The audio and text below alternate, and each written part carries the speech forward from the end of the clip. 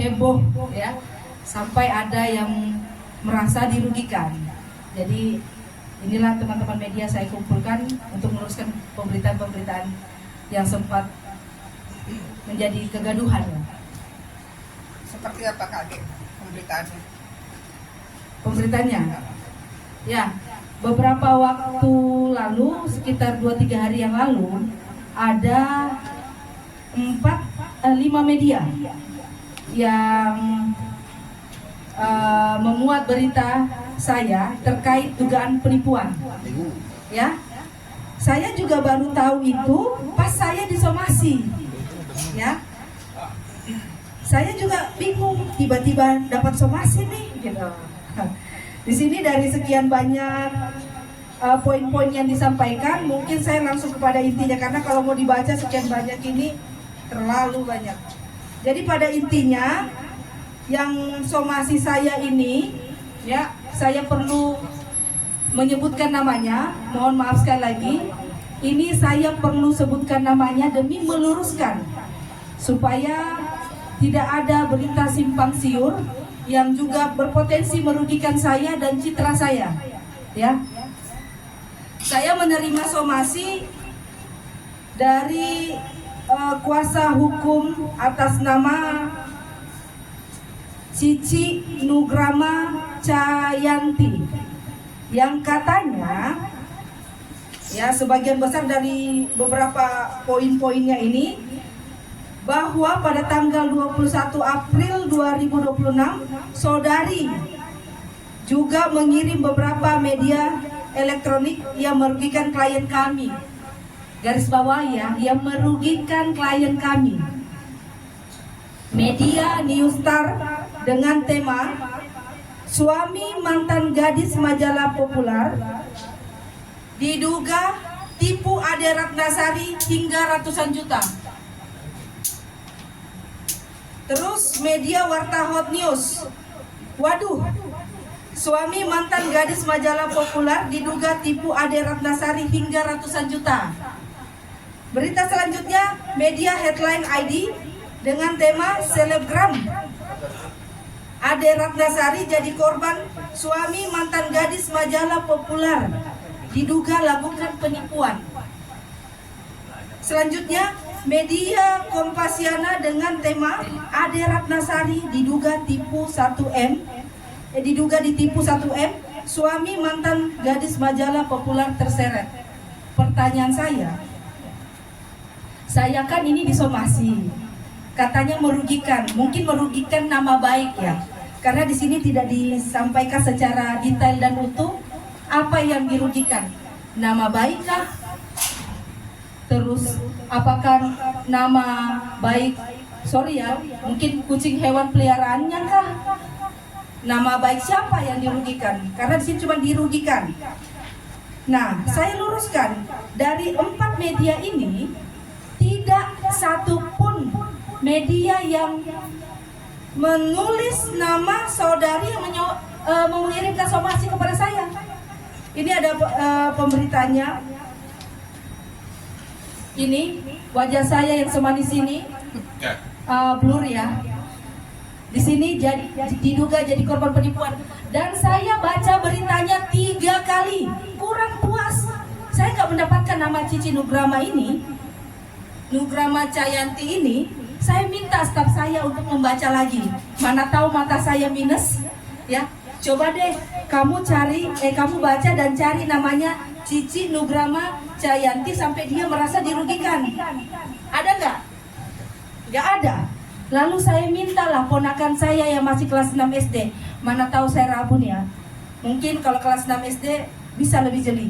Ternyata nggak dapat juga nama Cici Nugrama Cayanti ini. Nah, di sini juga saya diminta untuk meminta maaf. Kenapa sih kita nggak mau minta maaf kalau kita salah? Tapi saya di sini bingung, ya. Cici Nugrama Cayanti ini merasa dirugikannya dalam hal apa, ya kan? Apakah karena judulnya diduga jadi korban penipuan suami mantan gadis populer? Pertanyaan saya gini, apakah yang tersinggung ini tentang gadis populer? Saya nggak tahu loh, apakah Cici ini pernah bekerja atau di sana di gadis apa? Jadi gadis majalah populer. Apa sih itu majalah populer? Majalah dewasa. Majalah dewasa. Tapi prestasi dong, positif-positif aja ya. Iya dong. Saya kalau masuk di majalah senang juga loh kawan-kawan. Ya. Harusnya saya senang kalau dibilang, kalau saya ya Ade Ratnasari cover majalah populer. Bangga dong. Iya, iya. Kecuali konteksnya ada something. Ya. Segala sesuatu, tidak hanya majalah atau apapun. Kalau memang ada konteks sesuatu yang tidak patut pada aturan ya, pada hukum, itu juga tidak boleh. Makanya itu kan judulnya yang dirugikan KAD. Kenapa kok KAD yang disomasi? Kalau lihat dari judulnya ya. Bingung kan? Iya. Saya juga bingung. Saya bahkan chat kuasa hukumnya. Tolong kasih tahu saya di mana letak dirugikannya kliennya. Katanya menurut isi somasinya, menurut pasal 433 junto pasal 483 Undang-Undang Nomor 1 Tahun bla bla bla bla ya. Saya singkat saja terlalu panjang. Tentang perubahan kedua atau Undang-Undang Nomor 11 Tahun 2008 tentang informasi dan transaksi elektronik. Berarti pencemaran nama baik ITE ya? Saya mencemarkan nama baik siapa di sini? Kan tidak menyebutkan nama ibu yang terhormat ya, Ibu Cici Nugrama Cayanti. Tapi kalaupun disingkat nggak tepat loh. Ya, kalau disingkat CNC. Kok jadi Ibu Cici Nugrama Cayanti yang tersinggung? Teman populer, majalah populer saya ini banyak loh. Banyak sekali. Yang nipu saya banyak juga. Pertanyaannya kenapa jadi media ini yang diangkat? Warta Hot, Newstar, ya. Nih. Harusnya yang disomasi medianya. Kan nggak ada statement saya juga. Tapi mungkin saya sempat menyampaikan kepada rekan seprofesi saya ini yang memberikan somasi, tolonglah dibaca beritanya baik-baik lagi. Atau mungkin adik saya atau ponakan saya yang kelas 6 SD itu kurang paham membaca dengan baik, mungkin PH-nya bisa membantu baca lagi nih. Beritanya ada nggak nama kliennya? Ya, kalau ada, waktu, tempat, ruang, saya akan minta maaf. Ya, karena menyebutkan nama Ibu Cici Nugrama Cayanti ini, ya. Tapi kembali lagi ya teman-teman, apapun soal terkait ini, satu hal, tidak lepas dari yang namanya kasus yang saat ini merugikan saya. Ya. Tadi kan sempat bilang kena tipu tuh, gimana ceritanya? Ya, jadi kita clear ya soal Somasi. Mbak Cici Nugrama Cayanti. Kenal nggak dengan Mbak Cici KAD? Kenal.